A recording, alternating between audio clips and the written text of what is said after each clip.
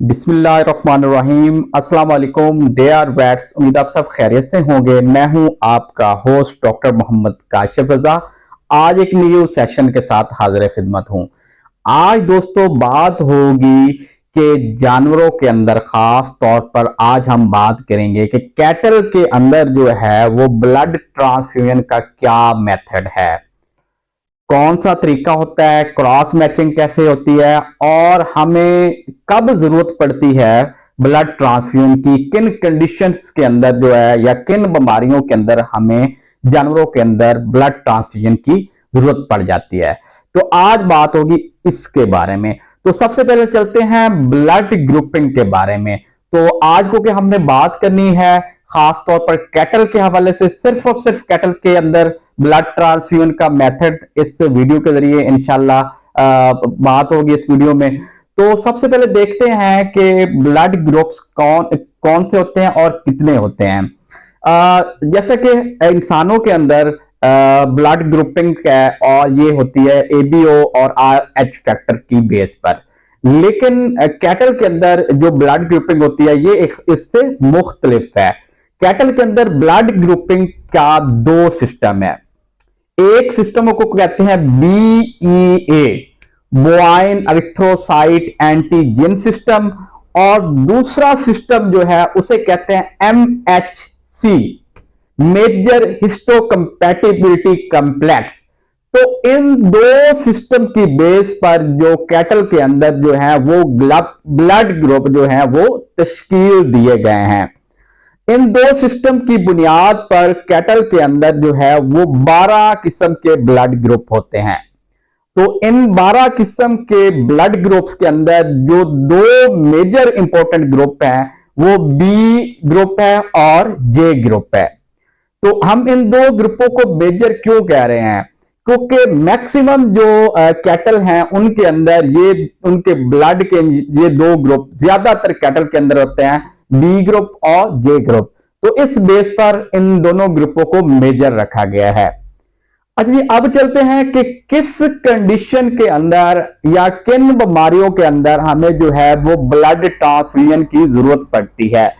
तो एक तो कंडीशन सबको पता है, एनीमिया, एनीमिक कंडीशन हो जानवर के अंदर, तो तब ब्लड ट्रांसफ्यूजन की जरूरत पड़ती है। दूसरा कोई गैस्ट्रो इंटेस्टाइनल जीआईटी ट्रैक्ट के मुतल्लिक हेमोरेजिस का इशू हो तो उसके अंदर ब्लड ट्रांसफ्यूजन की जरूरत पड़ती है। उसके अलावा प्लेटलेट्स का कोई डिसऑर्डर हो तो उस कंडीशन के अंदर ब्लड ट्रांसफ्यूजन की जरूरत पड़ती है। इसके अलावा कोई भी बीमारियां जैसे कंडीशन जिस तरह स्प्लीनिक जो रप्चर है उसके अंदर जो है ब्लड ट्रांसफ्यूजन की जरूरत पड़ती है। लेकिन स्प्लीनिक रप्चर का हम पता नहीं लगा सकते, इसके लिए स्पेशल एक टेक्निक होती है, तो इस पे कभी बाद में बात करेंगे। तो उसके अलावा ट्रॉमा हो उसके अंदर जो है ब्लड ट्रांसफ्यूजन की जरूरत पड़ती है। और इसके अलावा एपिस्टैक्सिस का वजह एपिस्टैक्सिस आ रही हो तो उस कंडीशन के अंदर जो है ब्लड ट्रांसफ्यूजन की जरूरत पड़ती है। तो ये दोस्तों सी कंडीशंस कि किन कंडीशन अगर कंडीशंस हो तो हमें पता चलेगा कि इस जानवर को ब्लड की जरूरत है। लेकिन अब चलते हैं क्राइटेरिया क्या है, कौन सा क्राइटेरिया है कि अगर ये कंडीशन हो भी सही तो कौन सा क्राइटेरिया है जिसको हम देख के उस जानवर के अंदर जो है ब्लड ट्रांसफ्यूज करवाएंगे। तो वो क्राइटेरिया है, वो 3 चीजों पे आपने ब्लड ट्रांसफ्यूज का सोचना है। अगर उस जानवर के अंदर जिसको खून की जरूरत है, जिसे रेसिपिएंट कहते हैं, अगर उसकी हीमोग्लोबिन 7 मिलीग्राम पर डेसीलीटर हो से कम हो तो उसके अंदर जो है ब्लड ट्रांसफ्यूजन की जरूरत होती है। या उसका पैक सेल वॉल्यूम जिसे हम हेमेटोक्रिट टेस्ट भी बोलते हैं, पीसीवी टेस्ट बोलते हैं, अगर वो 20% से पीसीवी टेस्ट आए तो उस कंडीशन के अंदर जो है ब्लड ट्रांसफ्यूजन की जरूरत जो है वो पड़ जाती है। और जो तीसरी कंडीशन है जिसमें ब्लड ट्रांसफ्यूजन की जरूरत पड़ती है उस कंडीशन को हम देते हैं नाम प्लाज्मा प्रोटीन कंसंट्रेशन का। अगर प्लाज्मा प्रोटीन कंसंट्रेशन ब्लड के अंदर 3.5 ग्राम पर डेसीलीटर हो से कम हो तो इस कंडीशन के अंदर जो है जानवर के अंदर ब्लड की उसको लगाना जरूरी हो जाता है। तो ये 3 कंडीशंस थी, 3 क्राइटेरिया थे जिनकी बेस पर जानवर के अंदर ब्लड ट्रांसफ्यूजन होना जरूरी हो जाता है। अब चलते हैं कि जो डोनर होता है जिससे हमने ब्लड लेना है, तो कैटल के अंदर डोनर की क्या क्वालिटी, हम कौन सा डोनर जो है वो सिलेक्ट करेंगे कि जिनसे हम जो है ब्लड ले सके। तो इसमें 3-4 बातें आपने ज़हन में रखनी है। इन 3-4 बातों की बेस पर जो है आपने डोनर को सिलेक्ट करना है। अच्छा, डोनर की क्वालिटी हो, एक तो वो यंग हो, मेल हो या फीमेल हो, वो कोई मसला नहीं। दूसरा, वो डोनर जो है वो हेल्दी होना चाहिए, उसका बॉडी स्कोर जो है वो अच्छा होना चाहिए और उसका जो है बॉडी साइज जो है वो भी अच्छा होना चाहिए। तो इन कंडीशन की बेस पे आपने डोनर को सिलेक्ट करना है। दूसरी जो चीज है वो किसी भी किस्म की जो ब्लड बॉर्न डिजीजेस हैं, खास तौर पर ये जो प्रोटोजोअल डिजीज जिसमें थ्लेरिया, बैबीजिया, एनाप्लाज्मा, ट्रिपनोसोमा, तो इस बीमारियों से पाक होना या किसी भी किस्म की कोई भी वायरल या बैक्टीरियल जो ब्लड बॉर्न डिजीज हो उससे वो पाक होना चाहिए। और तीसरी जो कंडीशन है वो डोनर के लिए ये होनी चाहिए कि उसके अंदर उससे पहले कभी भी उसके अंदर ब्लड ट्रांसफ्यूज ना हुआ हो, तो ये भी ज़हन में रखनी है। चौथी चीज जो है वो किसी भी किस्म की उसके अंदर ब्लड जो वैक्सीन, ब्लड बेस्ड वैक्सीन होती हैं वो ना लगी हो, जैसा कि एनाप्लाज्मोसिस की वैक्सीन कैटल के अंदर होती है। तो ऐसे जानवर से आपने अवॉइड करना है जिसके अंदर ब्लड बेस्ड वैक्सीन जो है वह लगी हो, तो ऐसे जानवर को आपने सिलेक्ट नहीं करना। तो इन चीजों को देखकर आपने अपने डोनर जानवर को जो है वो सिलेक्ट करना है। अब चलते हैं जी कि सिलेक्ट तो कर लिया, तो अब हमने ये देखना है कि हमने ब्लड जो है वो कहां से कलेक्ट करना है और उसका तरीका कार क्या होगा। तो अब चलते हैं इस साइड पे। अच्छा, ब्लड कलेक्ट करने से पहले आपने जानवर को जो है वो बांध लेना है, उसको रिस्ट्रेन कर लेना है। आप अगर ज्यादा कोई मारने वाला जानवर है, डोसाइल जानवर नहीं है, तो आप उसको बेशक सिडेट कर सकते हैं या एनेस्थीसिया भी उसको दे सकते हैं। तो ये देकर आप उससे ब्लड जो है वो कलेक्ट कर सकते हैं।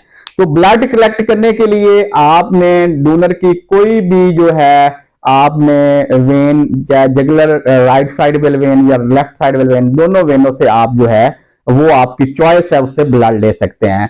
और जो सुई आप लेंगे वो उसका साइज 4 से 18 गेज तक होना चाहिए। इससे अगर आप ज्यादा लेंगे तो वो उसका साइज छोटा हो जाएगा और उसके अंदर जो है ब्लड जम जाएगा। और उसके अलावा जो है ये चीजें आपने ज़हन में रखनी है ब्लड जो है कलेक्शन के हवाले से। अच्छा, ब्लड कलेक्शन करने के बाद जब ट्रांसफ्यूज करना है किसी भी रेसिपिएंट के अंदर, तो उससे पहले हमें ब्लड का जो है वो क्रॉस मैच करना बहुत जरूरी होता है। तो उस क्रॉस मैच के लिए जो है दो मेथड जो है वो यूज होते हैं। एक मेथड जिसे हम कहते हैं मेजर क्रॉस मैचिंग और एक मेथड जो है माइनर क्रॉस मैचिंग। तो मेजर क्रॉस मैचिंग में क्या होता है, इस मेथड के अंदर मैं थोड़ा सा आपको बताता चलूं। इस मेथड में ये करना पड़ता है कि डोनर का ब्लड लेकर और जो रेसिपिएंट है उसका ब्लड लेकर जो है उन सैंपल को सेंट्रीफ्यूज करना पड़ता है।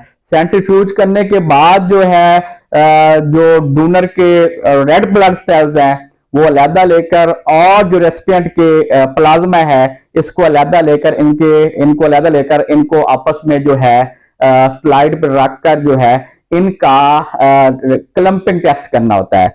अगर डोनर का रेड ब्लड सेल्स और जो रेसिपिएंट के प्लाज्मा को आप जब स्लाइड पर रखेंगे और उनको देखेंगे, अगर उनके अंदर क्लम्प बन जाते हैं तो ये जो है टेस्ट नेगेटिव होगा और डोनर जो है फिर आपको दूसरा नए डोनर का सोचना पड़ेगा और फिर उस डोनर का भी सेम आपने मेजर टेस्ट करना है। तो अगर ये टेस्ट जो है आ जाता है, अगर उन दोनों के दरमियान क्लम्पिंग नहीं बनती तो फिर आपने उस डोनर से ब्लड लेना है, अदरवाइज जो है डोनर से आपने ब्लड नहीं लेना। अब चलते हैं माइनर क्रॉस मैचिंग के अंदर।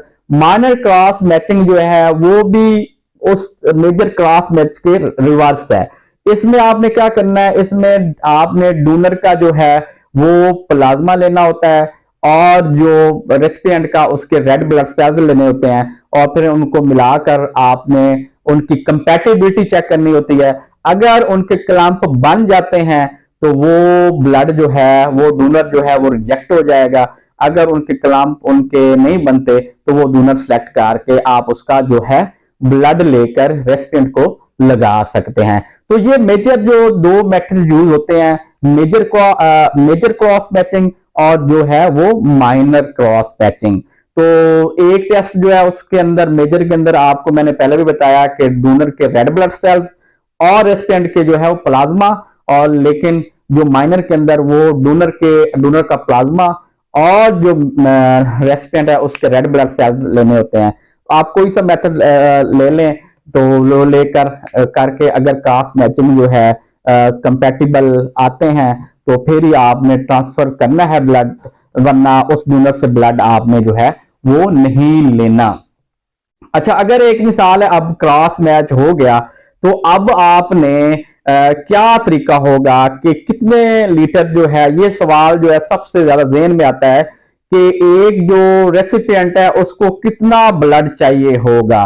तो ये क्वेश्चन ज़हन में आता है क्योंकि हम ऐसे तो किसी भी बुनियाद पर इतने लीटर या फला लीटर जो ब्लड जो है वो ट्रांसफ्यूज नहीं कर सकते। उसका बकायदा पूरा एक फार्मूला है जो कि केनाइन का अलहदा है, फेलाइन का अलहदा है, और कैटल और हार्सेस का जो फार्मूला वो तकरीबन एक ही है। तो वो फार्मूला मैं आपके साथ शेयर करता हूं। उस फार्मूले की बेस पर आप पता चल जाएगा कि जो है जानवर का जो है इतना इसको ब्लड की जरूरत है। वो फार्मूला क्या है वो स्क्रीन पे भी मैं लगा रहा हूं, उसको भी गौर से पढ़ लें। इसमें क्या करता होता है कि नॉर्मल पीसीबी उसको माइनस करना होता है, रेसिपिएंट की जो पीसीबी होती है उससे आपने माइनस करना होता है, और फिर उसको फैक्टर 0.08 से आपने मल्टीप्लाई करना है, फिर उसको फिर बॉडी वेट से मल्टीप्लाई करना है, और उस सब को करके आपने उसको आपने डिवाइड कर देना है नॉर्मल पीसीबी से। मिसाल के तौर पर अगर नॉर्मल पीसीबी वो किसी भी जानवर की जो है वो 40% है, वो 24% से 40% तक होती है, 46% तक भी होती है। ये डिपेंड करती है जानवरों की एज, सेक्स और कंडीशन पे, बॉडी कंडीशन पे। तो एक मिसाल है, एक नॉर्मल पीसीबी हम 40% ले लेते हैं। अगर जो एनिमल की पीसीबी है वो 20% है तो 40 को 20% से सब्सट्रैक्ट कर देंगे, और फिर इसको जो है वो हम मल्टीप्लाई करके देंगे फैक्टर 0.08 से। फिर अगर एक मिसाल है बॉडी वेट 350 ग्राम है तो उसको आप मल्टीप्लाई कर देंगे 350 ग्राम से, और इस तमाम का जो आपके पास जवाब आएगा उसको हम जो है डिवाइड कर देंगे नॉर्मल पीसीबी जो कि 40% है उससे डिवाइड कर देंगे, तो आपके सामने जो है वो ब्लड जो है निकल आएगा अंदर। तो वो आप जो है वो ब्लड जो है आप जो है वो जानवर को जरूरत होगी। तो ये फार्मूला, इस फार्मूले के तहत आपने कैलकुलेट करके जो है ब्लड की मिकदार जो है जांचनी होती है। तो ये फार्मूला था, इससे आपको पता चल जाएगा कि मेरे जानवर को कितना जो है वो ब्लड की जरूरत है। अच्छा, अब चलते हैं, ब्लड हमने ले लिया जी, अब हमने रेसिपिएंट में लगाना है। तो लगाने का तरीकाकार वही है, आपने जो रेसिपिएंट की जुगुलर वेन है उसके अंदर आपने जो ब्लड के ट्रांसफ्यूजन करनी है। तो उसके लिए आपने पहले जो 15 मिनट है वो आपने स्पीड नहीं मानी, और उसका जो है ट्रांसफ्यूजन रेट वो बहुत स्लो रखना है। जो उस वक्त पहले 15 मिनट जो है आपने ब्लड ट्रांसफ्यूजन रेट जो है वो करना है 0.25 ml पर केजी पर आवर। ये पहले 15 मिनट जो है आपने ये चलाना है, और उसके बाद आपने जो नॉर्मल स्पीड रखनी है वो उसके बाद उस स्पीड से आपने ब्लड की स्पीड रखनी है।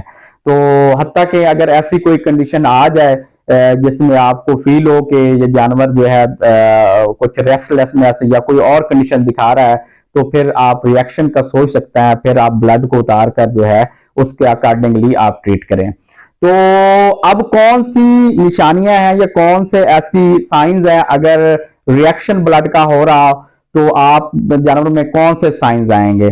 अगर ब्लड रिएक्शन कर जाता है तो जानवर जो है वो रेस्टलेसनेस हो जाता है, उसके ऊपर पसीना आना शुरू हो जाता है, उसका सांस स्पीड से चलना शुरू हो जाता है, और उसके मुंह से झाग निकलनी शुरू हो जाती है, और रूमिनेंट्स के अंदर खास तौर पर टेम्पनी का भी इशू बन सकता है, और वॉमिटिंग भी आ सकती है। तो ये होती है निशानियां जी अगर ब्लड जो है वो रिएक्शन कर जाए। अगर इनमें से कोई भी निशानी आप फील करें ब्लड ट्रांसफ्यूजन के दौरान, तो आप जो है फौरन ब्लड जो है वो निकाल दें, उसको रिमूव कर दें और उसको फौरन ट्रीट करें। आगे मैं ट्रीटमेंट भी बताता हूं कि अगर ऐसा रिएक्शन आ जाए तो आपने क्या ट्रीटमेंट करनी है। तो अच्छा ये बात मैंने किया कि आप जब भी ब्लड ट्रांसफ्यूज करेंगे तो पहले मिनट के अंदर ही आपको जो ब्लड रिएक्शन का पता चल जाएगा। पहले मिनट के अंदर ही, जब पहला मिनट होगा उसी के अंदर अगर ब्लड जो है वो मुआफिक नहीं आ रहा जानवर को, तो पहले मिनट के अंदर भी आपको रिएक्शन का पता लाजमन चल जाएगा और जो मैंने आपको कंडीशन बताई है रिएक्शन वाली, वो जानवर में जहर होना शुरू हो जाएंगी। अच्छा, अब चलते हैं, अगर रिएक्शन हो जाता है तो उसके लिए हमने क्या करना है। तो एक तो आपने सबसे पहले ब्लड को जो है वो रिमूव कर देना है। रिमूव करने के बाद आपने एपिनेफ्रीन जो है 1/1000 वाली जो है वो आपने 50 ml जो है 500 kg बॉडी वेट के हिसाब से जो है आपने सब कट या इंट्रामस्कुलर लगा देनी है। और इसके अलावा आपने जो स्टेरॉइड्स हैं जिनमें आपके प्रेडिसोलोन और डेक्सामेथासोन, ये भी आपने फौरन साथ ही लगा देना है। तो इंशाल्लाह इससे जो है वो रिएक्शन जो है वो रुक जाएगा। तो ये था मेथड जो मैंने बहुत सिंपल वर्ड्स में एक समझा दिया है कि इस तरीके के तहत जो है हम जो है डोनर और रेसिपिएंट को डोनर को सिलेक्ट करेंगे और डोनर का क्या क्राइटेरिया है और रेसिपिएंट को कितने ब्लड की जरूरत होती है, कितने लीटर ब्लड की जरूरत होती है, तो उसके बारे में मैंने मुकम्मल तौर पर डिस्कस कर दिया है। तो अगर आपको मेरी वीडियो पसंद आई हो तो काइंडली इसको आप लाइक कर दें, शेयर कर दें और दुआओं में याद रखिएगा। तो मिलते हैं नेक्स्ट सेशन के अंदर। अल्लाह हाफिज।